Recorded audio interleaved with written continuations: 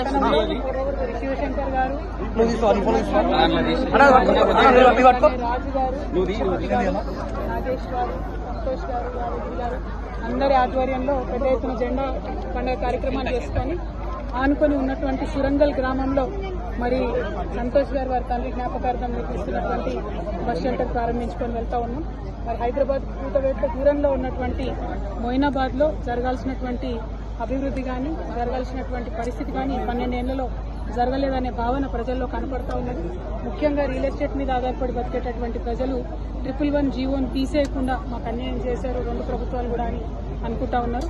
అట్లానే పెద్ద ఎత్తున కూరగాయలతో పండించి మరి ఇక్కడ నుంచి హైదరాబాద్ మీద ఆధారపడేటటువంటి ప్రజలు కూడా మాకు మా ఇంట్లో ఏదైనా చిన్న అవసరం ఉంటే కూడా అమ్ముకుంటే పక్కకు 100 ఎకరాలు ఉన్నది, ఇక్కడ మాకు అంత విలువ లేదు, మా భూమికి 100 కోట్లు ఉన్నది ఎకరానికి, మాకు మా భూమికి అంత విలువ లేదనేటటువంటి ఒక విషయాన్ని కూడా ప్రజలు చెప్తా ఉన్నారు. అల్టిమేట్ గా తెలంగాణ రక్షణ సేన పుట్టిందే తెలంగాణ ప్రజల హక్కులను కాపాడడం కోసం కాబట్టి తప్పకుండా తెలంగాణ రక్షణ సేన అధికారంలోకి వస్తుంది. మేము అధికారంలోకి వచ్చిన తర్వాత 111 జీవోను తీసేసి ఈ 120 గ్రామాల ప్రజలకు వారి భూమి విలువను పెంచే విధంగా ప్రయత్నం చేస్తామని సందర్భంగా తెలియజేస్తూ జై తెలంగాణ.